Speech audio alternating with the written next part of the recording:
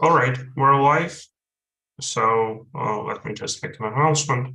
So I'm really happy to present Misha Kornev, who will tell us once more about properties of infinity cosmoi. This time it will be something about adjunctions, limits, and colimits. Please, Misha, take it away. Thank you. Yes, I'm going to talk about these standard notions in any category theory. You know, adjunctions, limits, and colimits. These notions are important, and it turns out that you can build these up in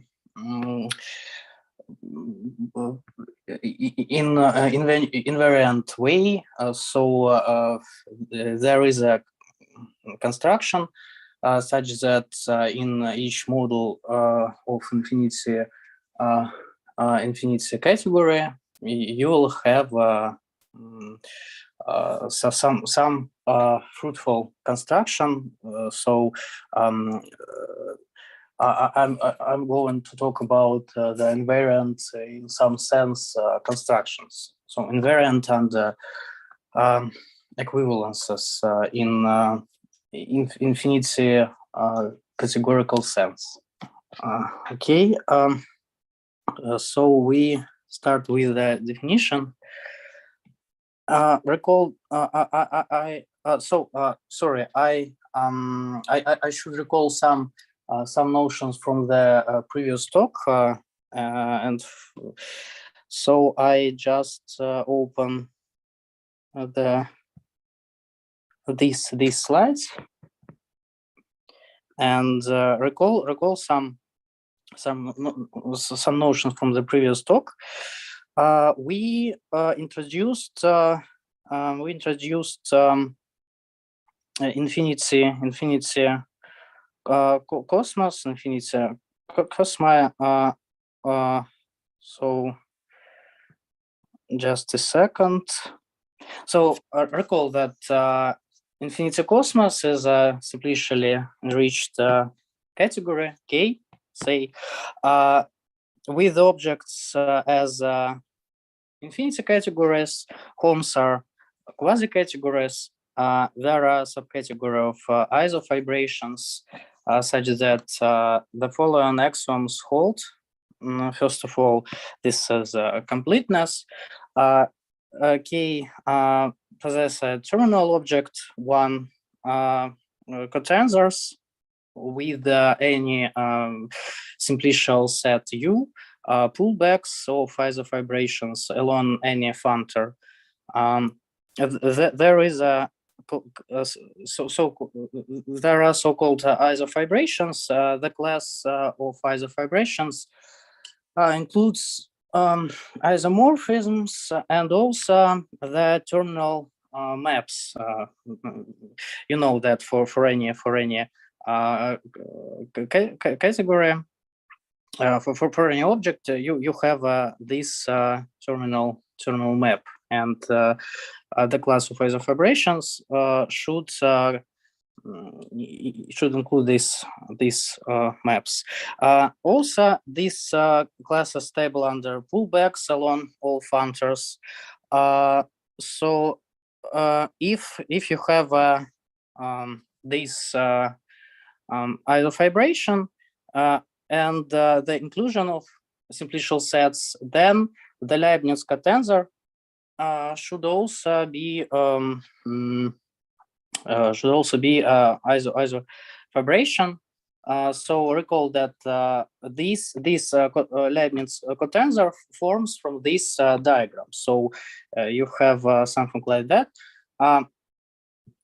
You have induced maps BIFU, and you can form this pullback, and of course there are some induced maps, and this is a con, and then there is a map to the pullback, and this map is called the Leibniz cotensor map. Okay, And for any object X of infinity cosmos, for any isofibration P, also this induced map between natural transformations should also be isofibration. And also a few words about equivalences. The map, a map F between A and B is an equivalence when this map is an equivalence of quasi-categories. You know that these home sets are quasi-categories, and we just require that this map should be an equivalence of quasi-categories. Cofibrancy, all objects say A are cofibrant. So there is a solution for this lifting problem, where to the right hand side you have a trivial fibration. Okay, and what about the trivial fibrations? They are defined as usual to be as in intersection of weak equivalences and vibrations. They define subcategory, and this subcategory includes isomorphisms. They are stable under pullback along all functors, and also you have this property that this Leibniz cotensor should be trivial fibration in the case when P or I is trivial fibration or cofibration respectively in Jaeger model structure on simplicial sets. Okay, and also we should have a factorization by Brown. So any functor between infinity categories A and B should decompose into the composition consisting of trivial cofibration and fibration, and we require the condition of Cartesian closeness. So there is a functor which extends to this such that you have these natural relations, and examples are for example, if you want some examples, then you can take say, so suppose you have a model category M enriched over simplicial model category M, and you can take just cofibrant objects in this category, and then you will have a subcategory, and consider the enrichment over the Jaeger model structure on simplicial sets, and in this case you will have infinity cosmos, and some standards examples. The category of small categories, it is an infinity cosmos of it is an infinity cosmos of small categories. Isofibrations here, just the usual isofibrations of categories. Equivalences are the usual equivalences of categories. So the picture from the right hand side just recalls the definition of isofibrations of categories. So you should have this. Oh, sorry, you should have this lift. The next another example is quasi-categories. This is an infinity cosmos of quasi-categories. Infinity cosmos of complete Siegel spaces of Siegel categories or natural mark simplicial sets. Some examples. And theta and spaces. Raska spaces. So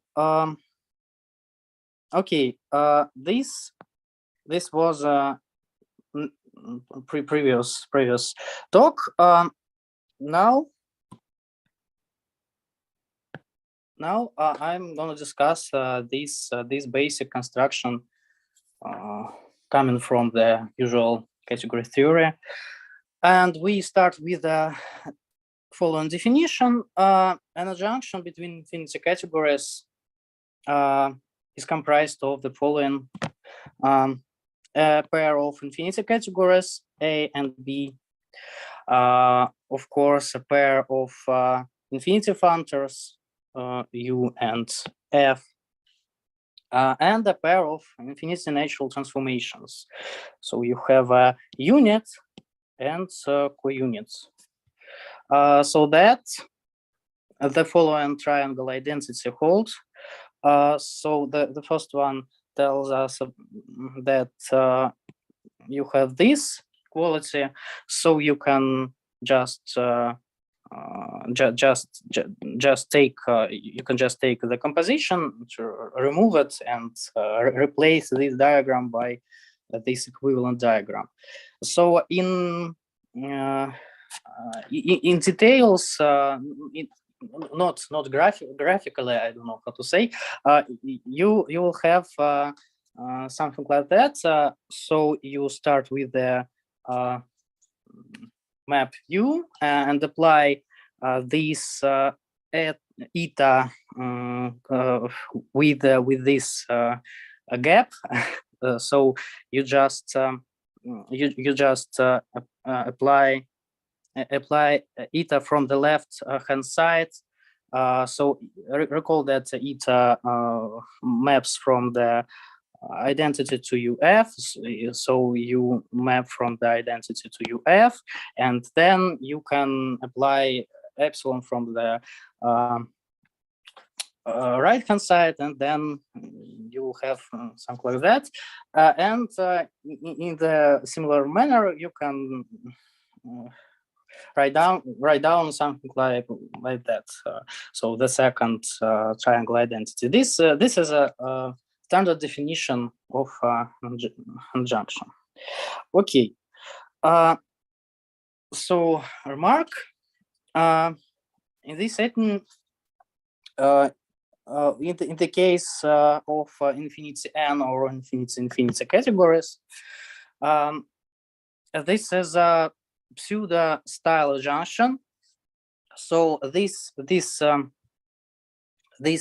definition is not most general adjunction, but for our purpose, it's sufficient to consider this notion. So as we are going to discuss equivalences, and from this point of view, it's okay. So yeah, we consider this notion in the setting of limits and colimits, and in the setting of equivalences. So the first lemma tells us that an adjunction in two category is preserved by any two functor. So this is a standard lemma. It's quite simple, and I think I can skip the detailed proof, as it's quite easy. Okay, and So consider some examples. So you have a adjunction between one categories. Of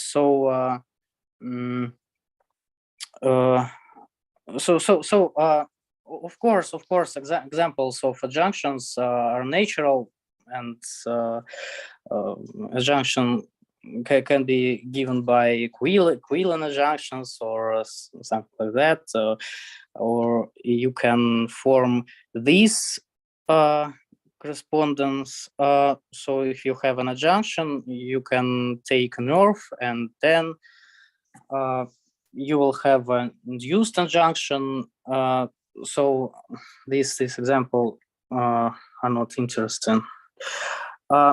Proposition says that for given adjunction between infinity categories, you will have the following induced adjunctions.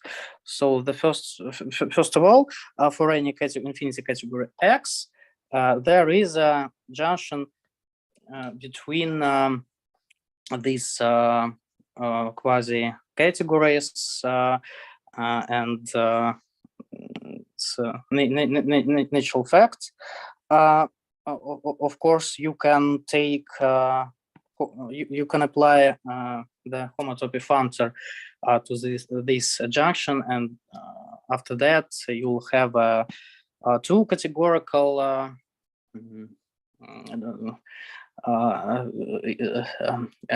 enriched in two categories adjunction. I mean that as usual, when you apply H, you convert your simplicial structure into some small category structure. I mean, you know, for any simplicial set, you can apply this exponential functor, and you will have, of course, an adjunction. And if the ambient infinity cosmos is Cartesian closed, then for any infinity category C, you will have this adjunction. So this proposition is very natural and easier. So I think that we can skip some detailed this discussion. The next proposition is well known. It said that adjunctions compose. So if you have these two cells, so you can compose them in horizontal way, and as a result, you'll have a junction between this composition of functors. So the proof is also standard, and very nice one is the diagrammatic proof.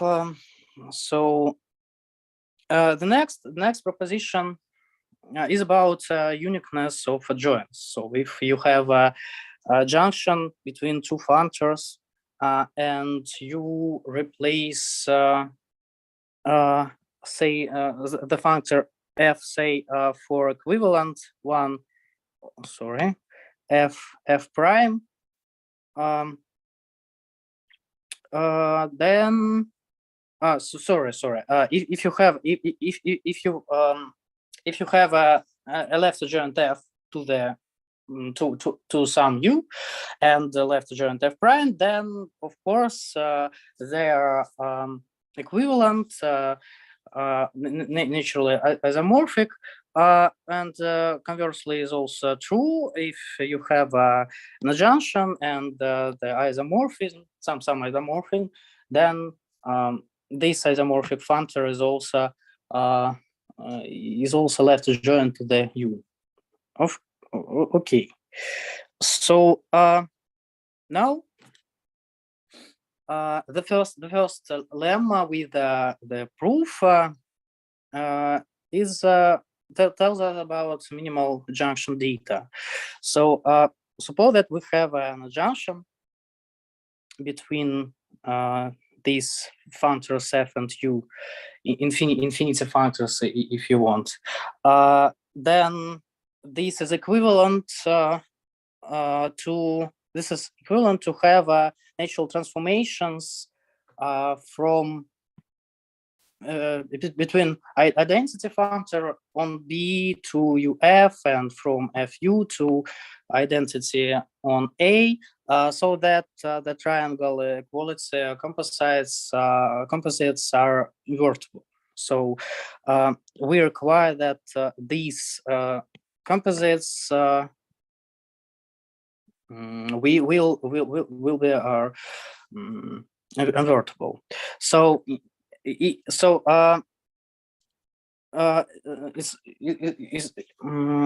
more interesting to consider in this right hand side, and if you have this data, then it means that you have this adjunction from F and between F and U. Okay, so this direction is obvious, of course, and the other direction, suppose that we have these natural transformations, eta and epsilon prime, then we modify this epsilon prime so that to obtain the adjunction from the left.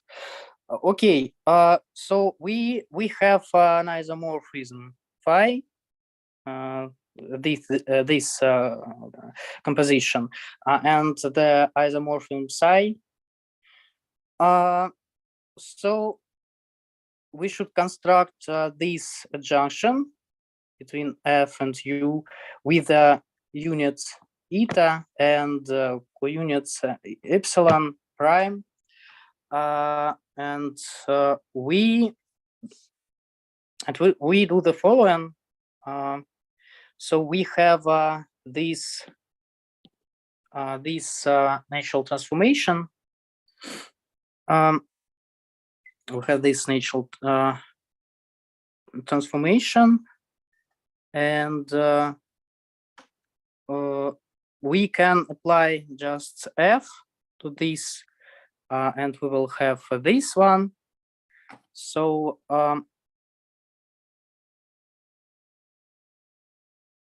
okay.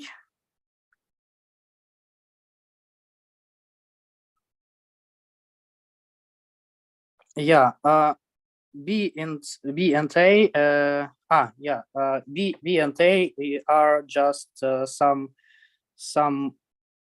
maps of the following form. So you have some functors. We have some functors A and B, and we apply phi, and we have this adjunction, and then we apply epsilon prime. So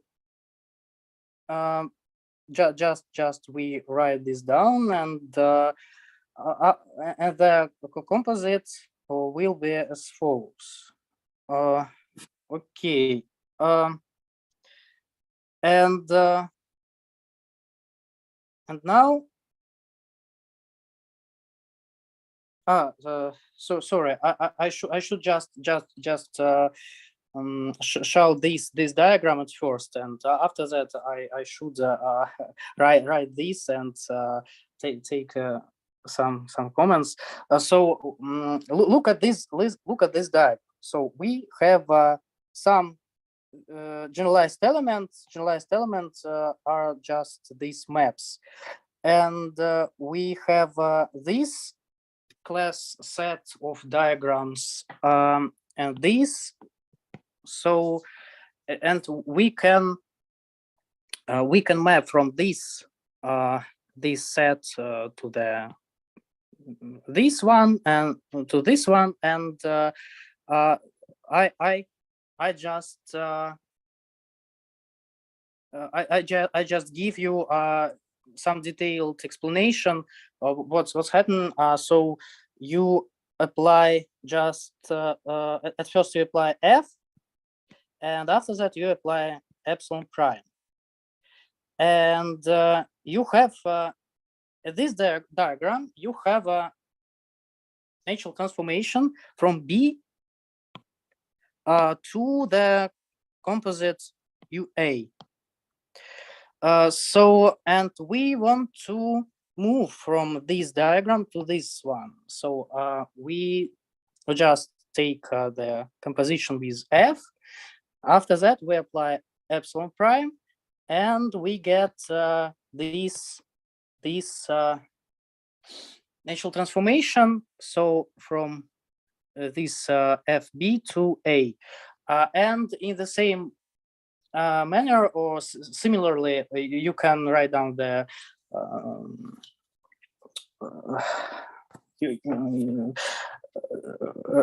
oh, sorry. You can understand some about something about these maps. So you have a diagram like this, and also you have these maps, and the amount of these arrows is just 6, and we can apply in this setting 2 of 6 property. For isomorphisms, it's true. So we have 2 isomorphisms here. Just you know that by condition phi and psi are isomorphisms, and then by 2 of 6 property, these 6 arrows are just isomorphisms. Okay, and now we can define epsilon as this composite. So you first you apply phi minus 1, and after that you apply epsilon prime, and the composition will be a desired natural transformation epsilon. So in this case, we have the following quality of diagrams. So we should verify the triangle identities. For example, consider the following diagram, and we should prove that this diagram coincides with this one. So, and it's easy follows. So you have this diagram, and you can. So sorry, you just take you can take phi minus 1 such in such that the so that the following triangle identity holds. So we can do this as we have some ambiguity, and after that we should verify the other triangle identity, and this is easily verified from this diagram. You see that so we just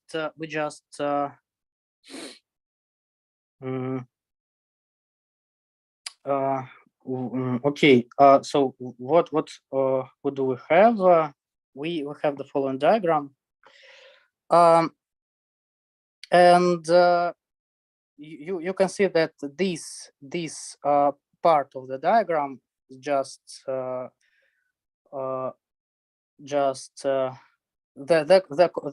composite is just a psi. This composite is u epsilon, and this composite is eta u,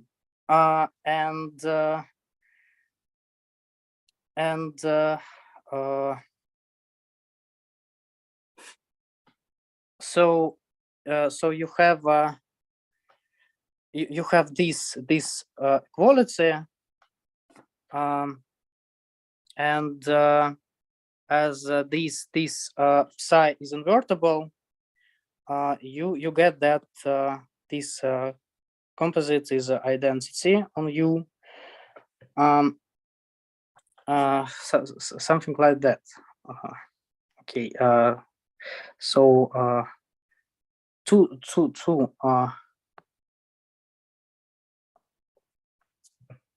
a lot of different diagrams, but the idea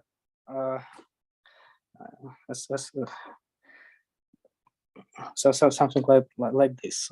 Okay, so the corollary from this lemma said that joint tells us about joint equivalences. So any equivalence can be promoted to an joint equivalence by modifying one of the two cells. So if you have equivalences F and G, say, then you can change two cells, and after that you will have junction between your equivalences. And so we start with the sum junction, and we have the following two cells, and so we have just this isomorphisms, and by the previous lemma, F and G fit into an adjunction, so we can modify these two cells, and we can form from this data our adjunction. Okay.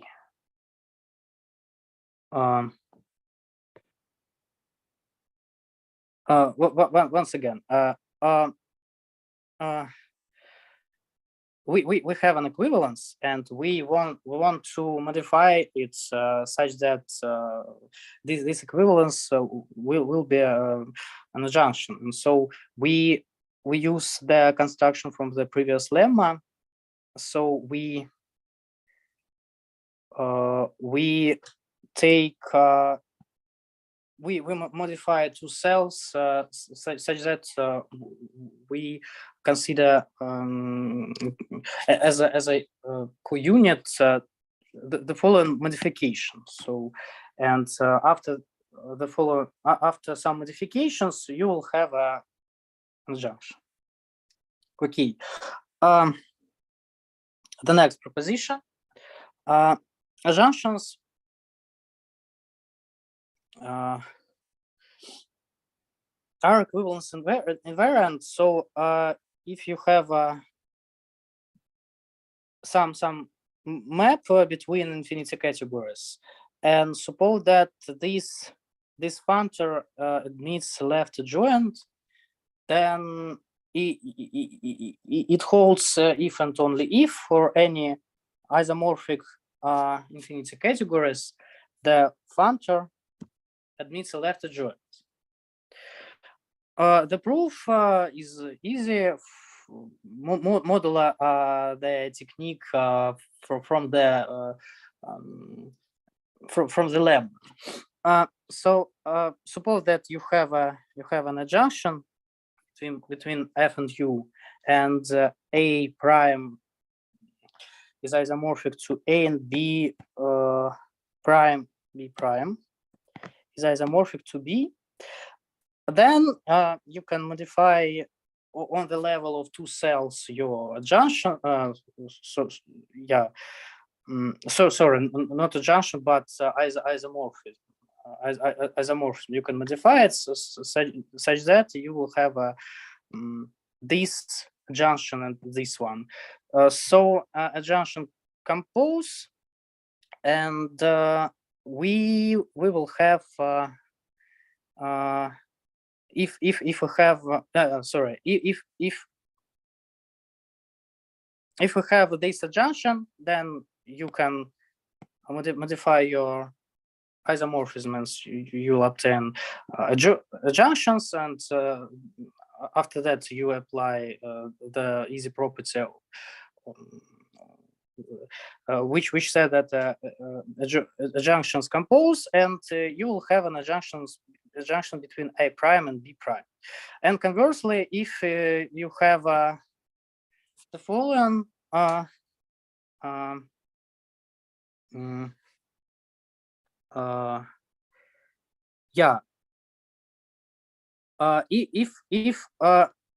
so we should prove that if the statement from the right is true, then we should derive the statement from the left hand side. So in this case, suppose that you have a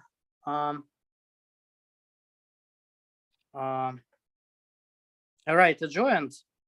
So this functor, this composition, it means left adjoint F prime. Then you can look at this diagram, and it's easy to see that you'll have this adjunction between A and B. So it's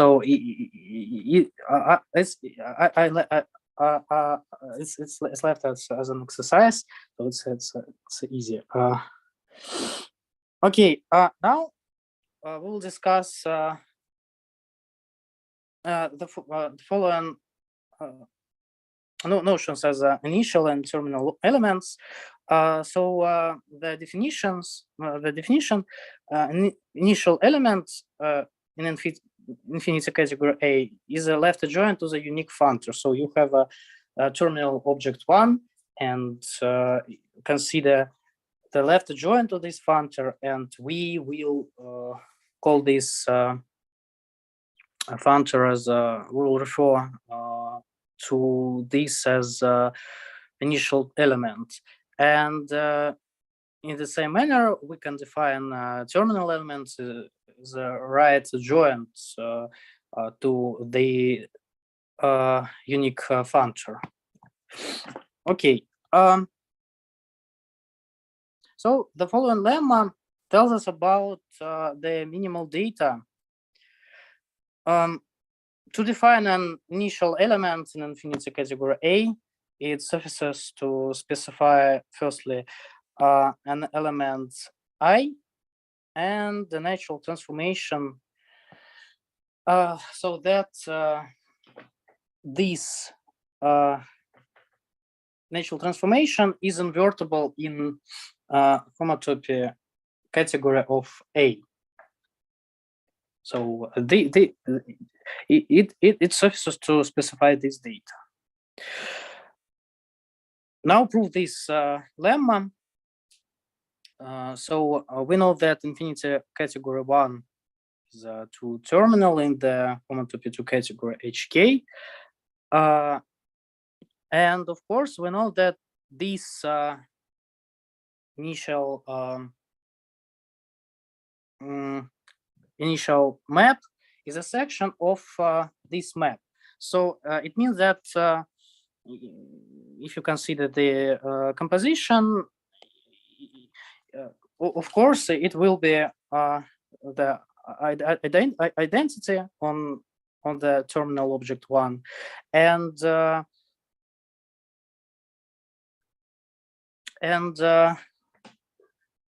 we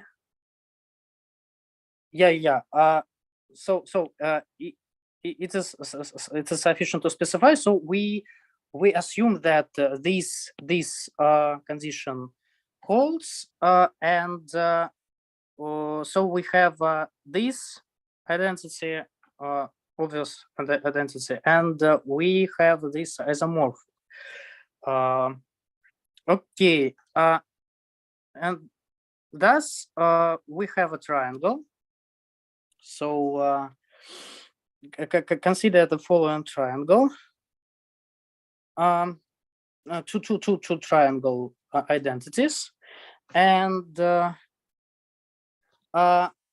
triangle identity from the right hand side is true. This holds automatically. So this is because you have the following composition, and of course this factorial epsilon of A equals factorial of A. So you have just you have this triangle identity, but this triangle identity doesn't hold. We want the following equality, and to recover this equality, it turns out that it suffices to require an isomorphism from the conditions. So we have this isomorphism from the condition, and from this isomorphism, it is to prove that there is this identity. So in this case, we should just recover this identity from this isomorphism.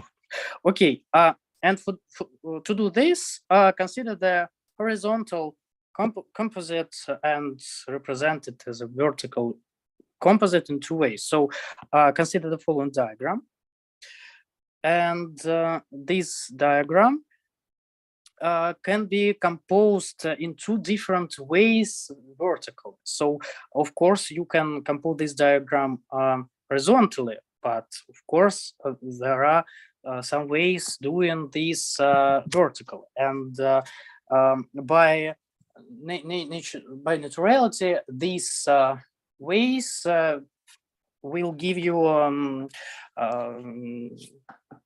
the same results. So you have this diagram, and the first way to compose, to form the vertical composition is the following one. So at first you can at first consider the following composition. So we compose vertically this part of the data, and after that we apply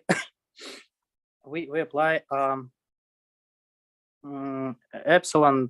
Will obtain the following composition, but the second way is at first compose this two cell, and after that compose this cell, and after that we compose this cell, and you will have the same picture.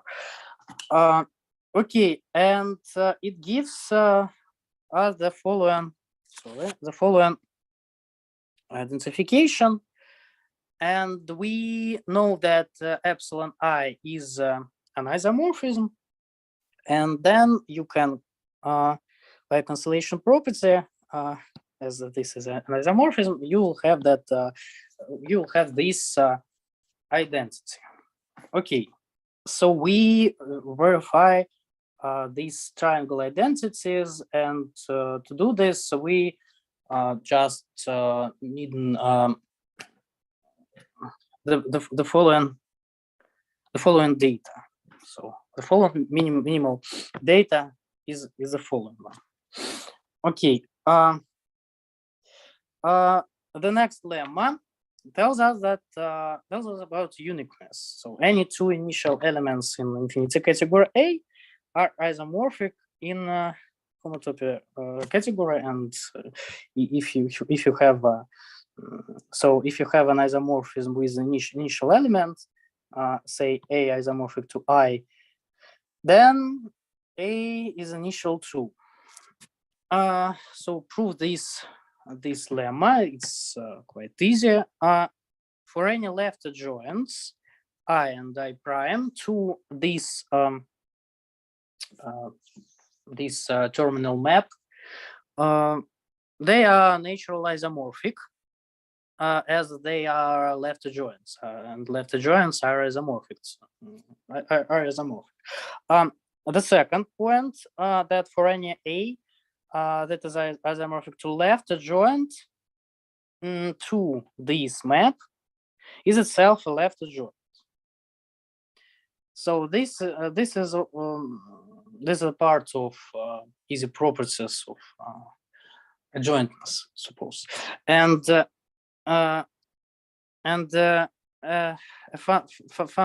isomorphism. I between I and I prime gives you an isomorphism in homotopy category. So we are done. Okay. The next lemma is the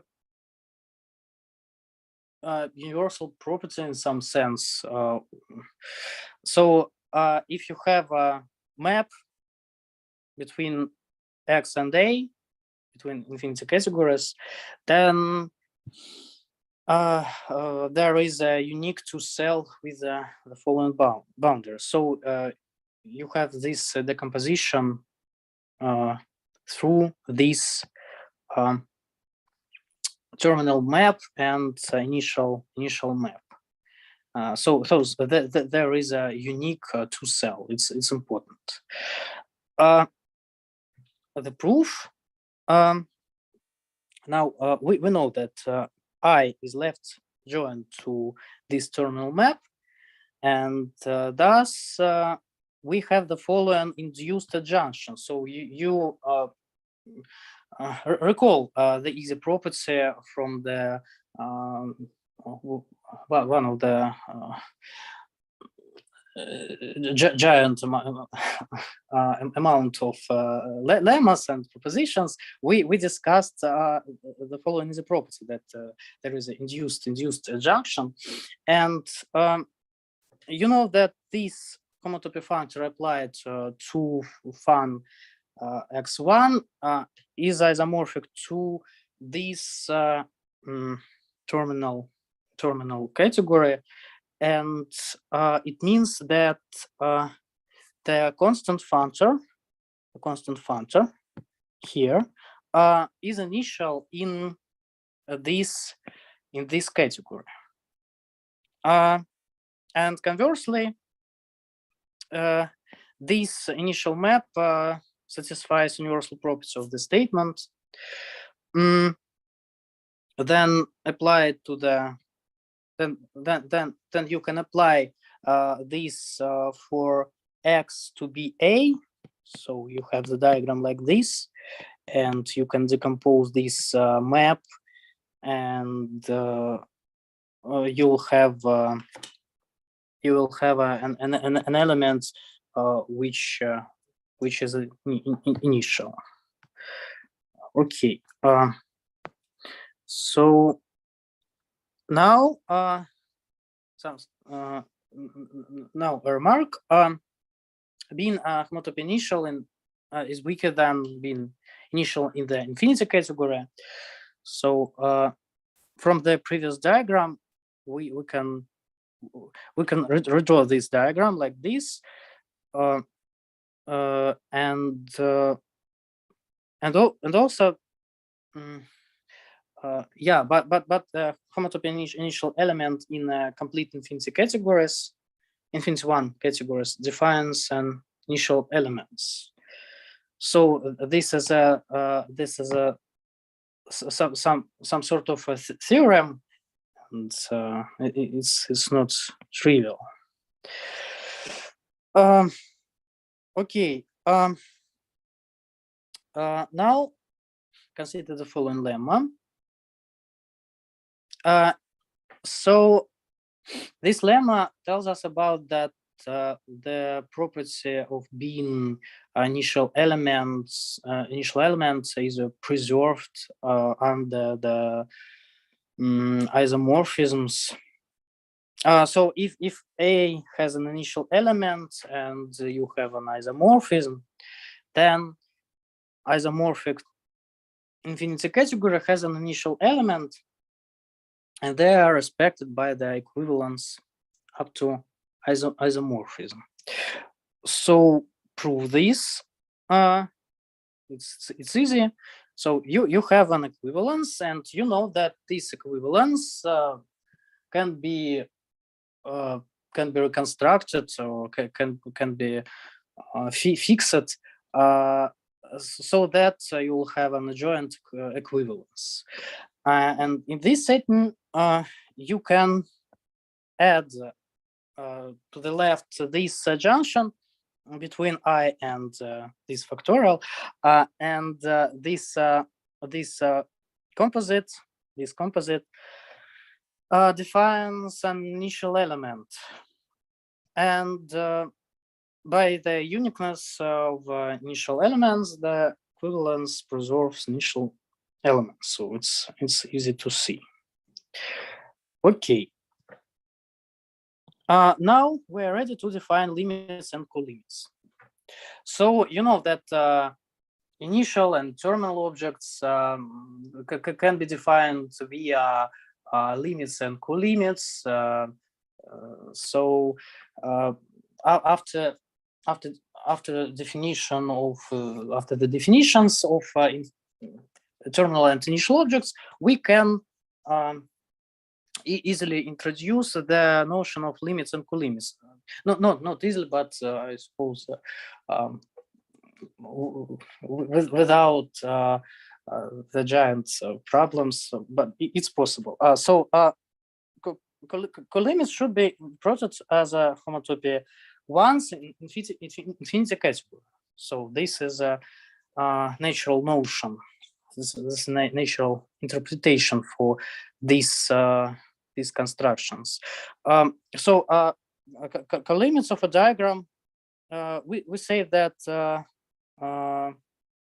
we will deal with the limits of a diagram valued inside an infinity category A in some infinity cosmos. So we have two ways to define limits. So we can consider diagrams indexed by simplicial sets, or we can consider ones defined over infinity category. So we now we are restricted to the case of simplicial sets, and we will consider the case of diagrams indexing over simplicial sets. So the definition is the following: for infinity cosmos A and G simplicial set, or here I wrote for the case J when it is infinity category, but further I suppose that we in the case with the simplicial set.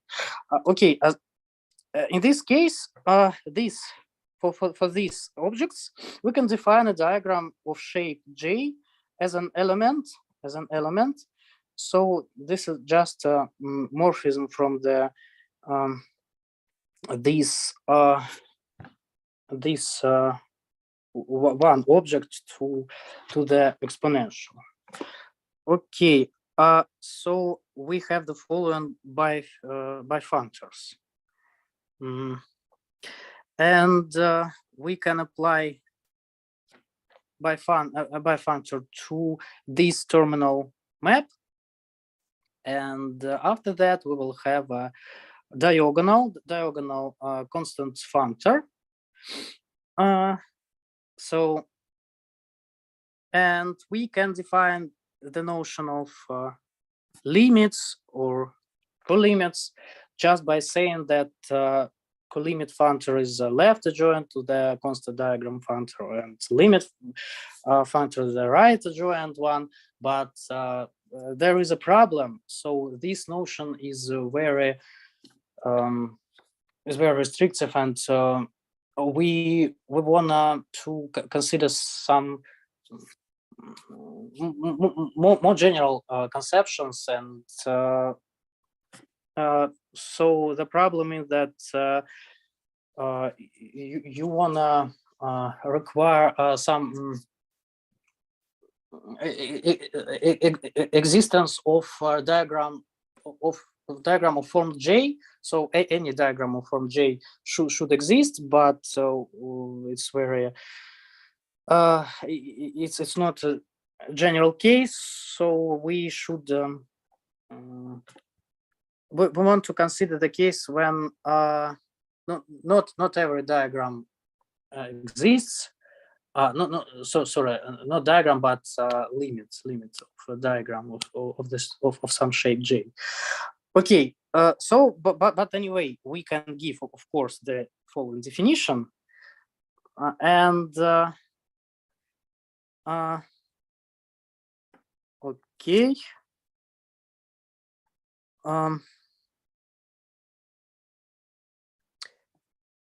Okay, but there are some reasons to consider the another definition. So consider the generalization of the notion of right to left can extension. And so suppose that we are given a cospan in some two category.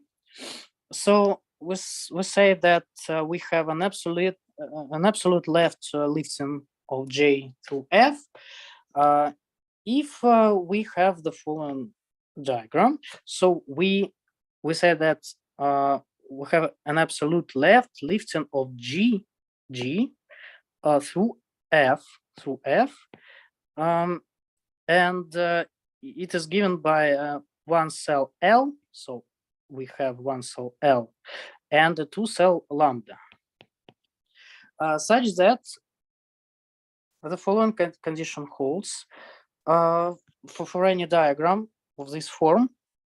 We have this factorization. So any two cell of this form can be decomposed in the following manner. So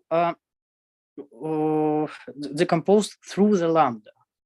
So the vertical composite equals just this he.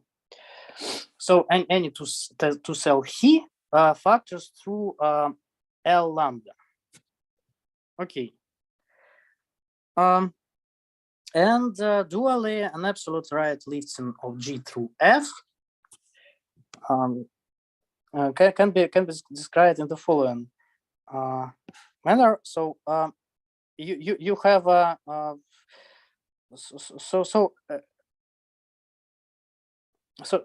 diagrams almost coincide, but there is a difference in just that the direction of two cells are different. So here we have a direction from the top to the bottom, and of course there is a dual identity.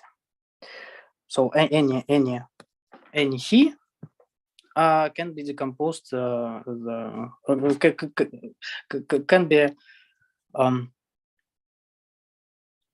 can be decomposed through the row. So okay, what absolute does means?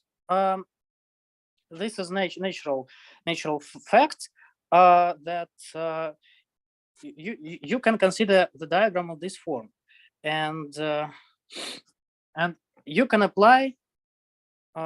You can just look at the composition, horizontal composition with the general element C, and it turns out that for any general element C, you will have a absolute left lifting of GC, this composition, through F. So, and LC lambda C will define you the desired pair of these absolute left lifting. Okay, but I skip the proof as an exercise. I left it as an exercise. So consider the following example.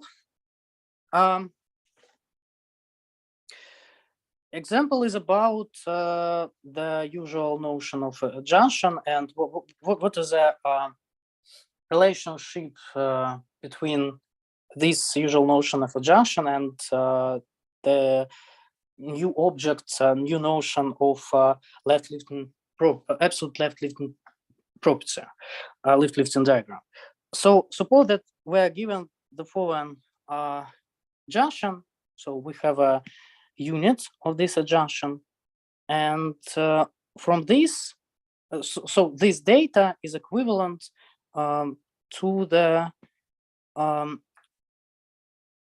to some absolute left lifting diagram, because consisting of F is a one cell and the two cell eta, and we have the following diagram. So F is here. Yeah. Here we have an identity map, and dually for co-units, you have the diagram of the form, and so for the second case, consider the proof of this fact that this that if you have this absolute left lifting right lifting diagram, then you will have an adjunction with the following co-units. So the proof, consider any diagram of the form, and we so if you have an adjunction, then it is an adjunction. So this induced map is an adjunction, of course, and this pair consisting of U and epsilon defines an absolute right lifting of identity on A through F. Okay, and conversely, if you have a unit and triangle identities of an adjunction, it can be extracted from the universal property of the right lifting diagram. So in the first case, once again, if you have an adjunction, then you have, of course, this adjunction. Then you will have some correspondence between the element beta and alpha. These are two cells, and if you have an element alpha is natural transformation from FB to A, then it maps to beta from B to the composite UA, and you know that so this correspondence is defined by the adjunction, and vice versa. If you have this universal property, then it defines some map between these guys. So roughly speaking, it looks like this. Okay. In particular, you have the following adjunctions. And these adjunctions can be converted to these left or right absolute lifting diagrams. Yeah. So here you have a colimits functor. Here you have a limit functor. This is a diagonal map. And these universal properties are preserved under restrictions. So yeah, so these considerations motivate the following definition. The following definition, which is more general than the definition previously defined. Definition previously defined. Okay. Anyway, colimit of family of diagrams. So suppose that you have a family, not just a diagram. You have a family of diagrams of this form of shape G. So J in an infinity category A. And so this colimit is given by an absolute left lifting diagram. So and comprised of a generalized element,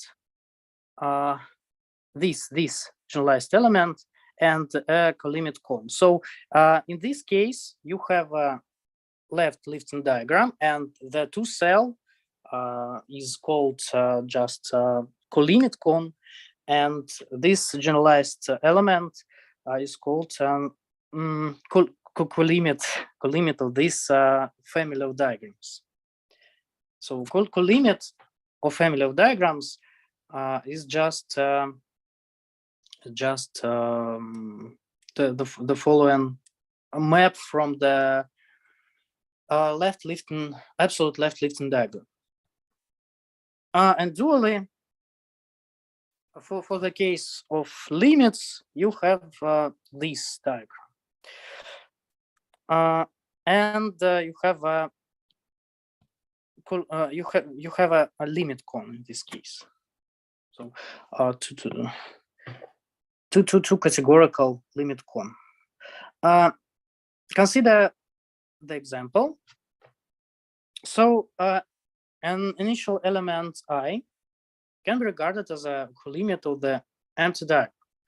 So in the ordinary category theory, it's not a surprise, it's a usual fact, but in this case, we should verify something, but it's also easy. So you have the constant diagram functor from A to AJ, but J here is an empty set. A empty set is just one. And in this case, you have a diagram of the form. So this two cell is trivial or identity one. So any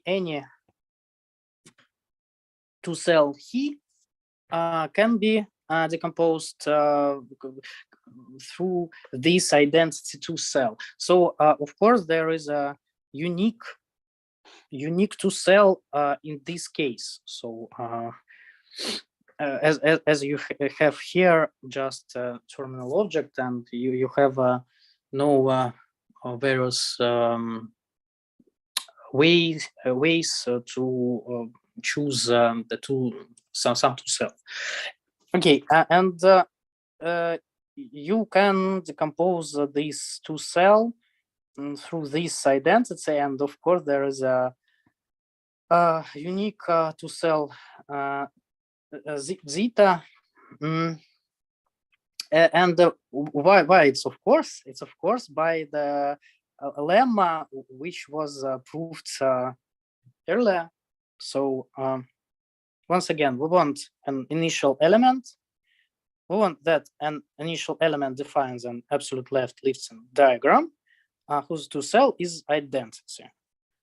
So we choose verify this universal property, and this universal property follows easily from the lemma proved above. So from the existence and uniqueness of zeta. So this existence and uniqueness of zeta follow from the initiality of I among all generalized elements F. No, sorry. Just apply the lemma above. Okay. So the next example I left as an exercise. In a Cartesian closed infinity cosmos, this initial element can be regarded as a limit of this identity map. It's more tricky, but perhaps there is a more easier proof of this fact. I don't know. The theorem. So the next theorem is very natural in the usual setting, but it's also true. And moreover, in the general context, it's true in the context of absolute left Lifton diagrams. So right joins preserve limits, and of course, left joins preserve colimits. But we, of course, prove this one, and the other can be proved dually. So let A be let A admits say that A admits limits of this diagram. And in this case, we will have this left or right. Sorry, absolute right Lifton diagram. And suppose that we have an adjunction. Then this adjunction induces this adjunction after applying the exponential functor. And we should prove that this diagram is again an absolute right Lifton diagram. So this composite is an absolute right Lifton diagram. And to do this, consider the following diagram. So we just take some arbitrary x, and I just use the definition, or I should verify the universal property. So I take some arbitrary diagram and add a square to the right hand side. So I add this diagram, and after composing and factorizing, I'll get the diagram of the form. So we just consider the compositions. So you have this straight arrow, and of course you have this arrow, and this triangle comes from the definition of limits. Okay, and of course, and the upper triangle comes from the definition, and the uniqueness and existence come from the definition of the limits. Okay, and then we can do the same thing in some sense. So you can add a square, but in the reversed direction. So take this diagram and add the adjoint, in some sense, piece. So you will have the following diagram, and we now we just easily modify this diagram. So consider the following one, and just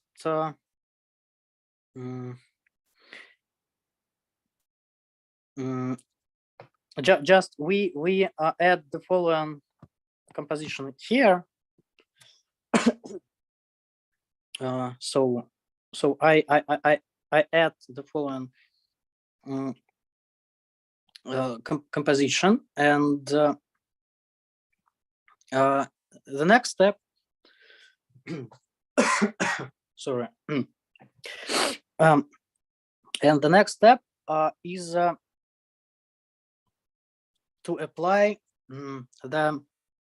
apply a triangle identity. So you can drop this one, and after that you will have a diagram. You will have a initial diagram.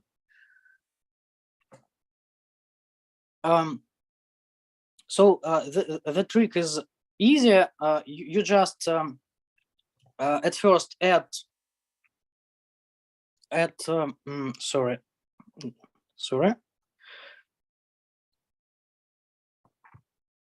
just a second.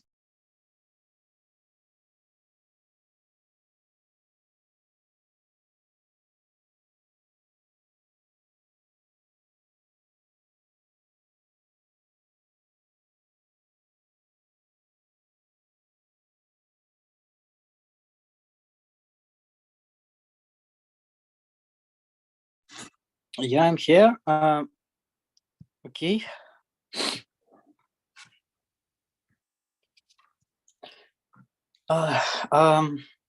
Yeah, the idea is easier. So you just at first add the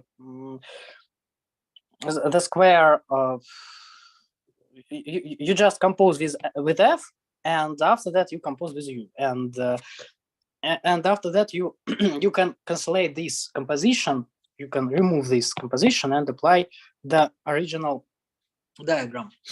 So and this trick gives you the following decomposition. So this diagram is the same as this thing, and it means that this he decomposes as eta followed by zeta and this one. So we have a decomposition through through what?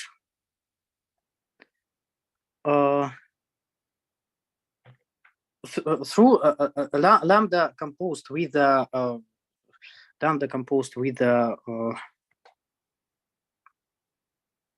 I mean the decomposition through this horizontal composition.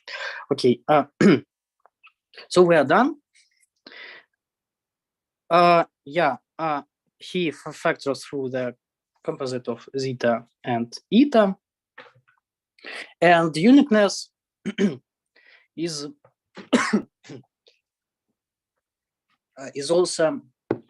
also can be verified easily. So I left it as an exercise. It's left as an exercise. Corollary. Equivalences preserve limits. Yeah, equivalences preserve limits. Moreover, you have the following proposition: an equivalence preserves, reflects, and creates limits and colimits. So we prove that f reflects limits and colimits. It means that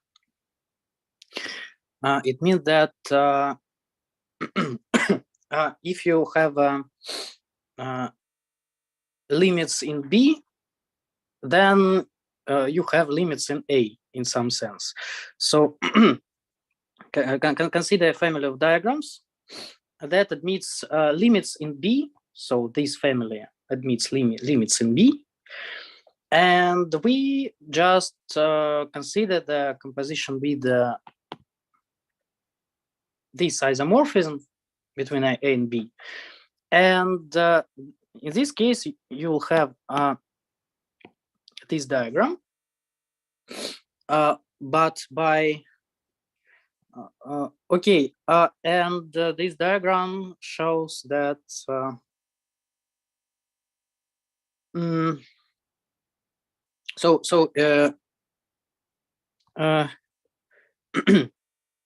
yeah. This is by conditions. By condition, you have this diagram,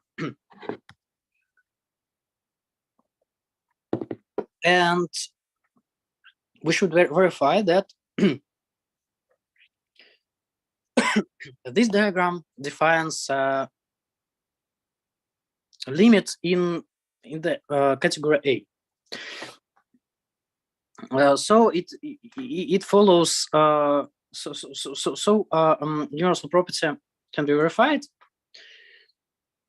and so the proof looks like the proof of the previous result. So it can be done. Yeah. Okay. So thank you for listening.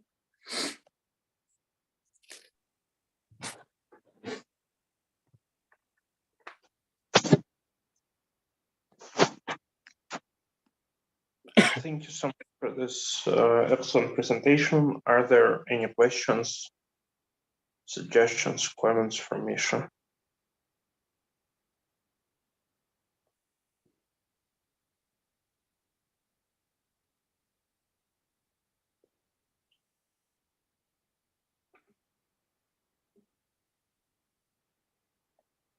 Okay, if there are none, then let me stop the stream.